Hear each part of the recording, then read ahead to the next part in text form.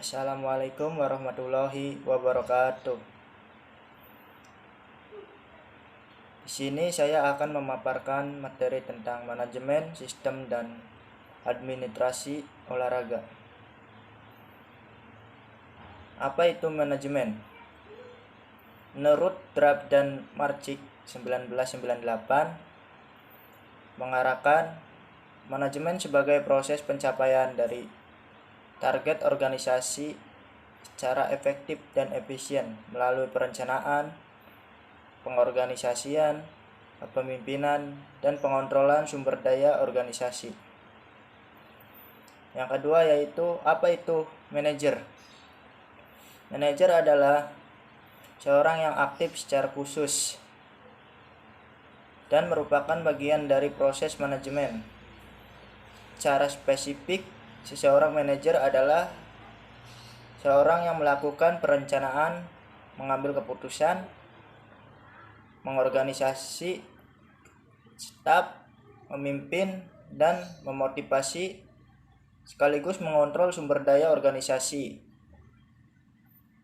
Ada banyak macam manajer, merupakan berada dari jenjang yang paling bawah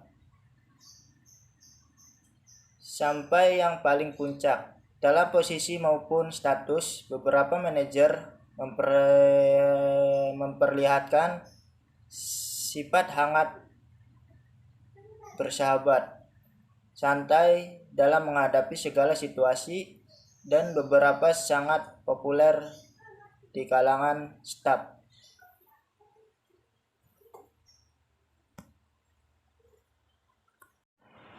Struktur organisasi formal dan informal. Yang pertama yaitu ada formal.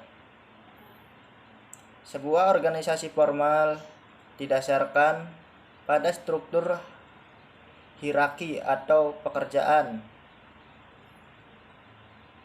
dengan tugas yang diberikan oleh manajer untuk bawahannya. Dan tugas-tugasnya yang akan dilakukan ini merupakan cara untuk menyelesaikan sesuatu dengan menggunakan wewenang dan rantai komando. Adapun organisasi informal.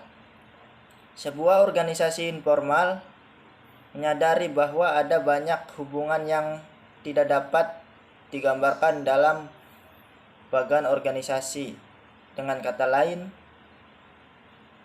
hal-hal yang dilakukan di luar hubungan formal yang mencerminkan grafik ini mengasumsikan bahwa hubungan terjadi dalam peraturan informal di mana ide-ide yang dihasilkan, produktivitas ditingkatkan, dan kerjasama.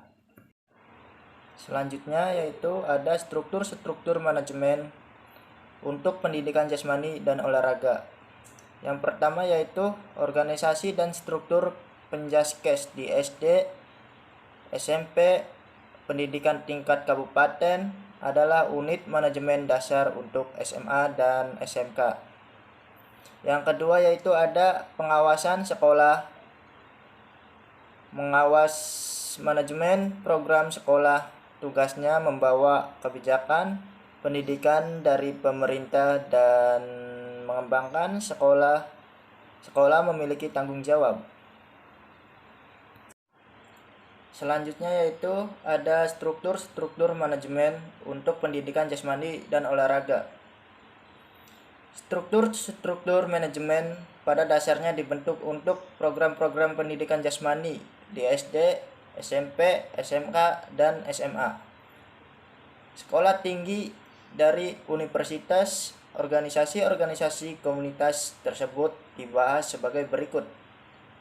Yang pertama yaitu organisasi dan struktur penjaskes di SD, SMP. Pendidikan tingkat kabupaten adalah unit manajemen dasar untuk SMK dan SMA.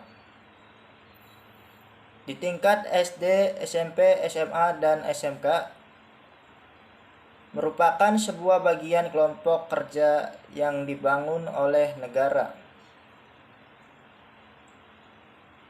Yang kedua yaitu ada pengawasan sekolah, mengawasi manajemen program sekolah, tugasnya membawa kebijakan pendidikan dari pemerintah untuk mengembangkan sekolah. Sekolah memiliki tanggung jawab. Yang ketiga yaitu bidang eksekutif, kurikulum, dan instruksi, tugasnya adalah mengawasi divisi pendidikan tingkat dasar dan menengah seperti pengembangan bakat dan minat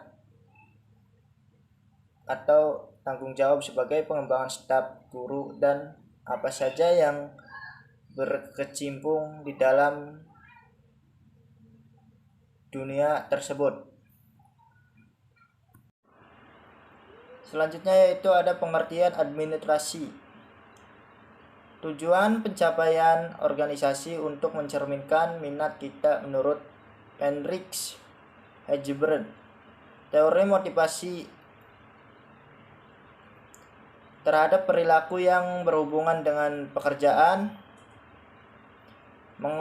mengemukakan bahwa hubungan seorang individu dengan pekerja adalah mendasarkan bahwa sikap seseorang terhadap pekerja bisa dengan sangat baik menentukan keberhasilan atau kegagalan. Sedangkan pada teori motivasi kontemporer yaitu menggambarkan kondisi saat ini dalam menjelaskan motivasi karyawan. Menurut Nadler dan Layer, model pengharapan mempunyai implikasi nyata bagi manajer dan organisasi bahwa motivasi bawahan. Implikasi ini meliputi 1. Menentukan imbalan yang dinilai oleh setiap bawahan.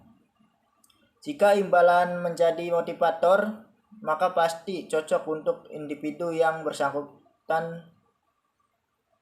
Manajer dapat menentukan imbalan apa yang diinginkan oleh bawahannya dengan mengamati reaksinya. Jadi, dari definisi-definisi tersebut di atas dapat disimpulkan bahwa administrasi mengandung unsur-unsur. Yang pertama adanya orang-orang, yang kedua adanya petunjuk, yang ketiga adanya kegiatan-kegiatan, 4 adanya kerjasama, 5 adanya rasionalitas, 6 adanya tujuan yang hendak dicapai. Jadi administrasi adalah aktivitas-aktivitas untuk mencapai atau proses penyelenggaraan kerja untuk mencapai tujuan. Manajer adalah orang yang berusaha mencapai tujuan maupun keberhasilan mulai usaha dan kemampuan orang lain. Sebelum mengakhiri pemaparan dari saya izin bertanya, Pak. Bagaimana cara menyikapi seorang bawahan dengan baik ketika kita menjadi seorang manajer? Terima kasih.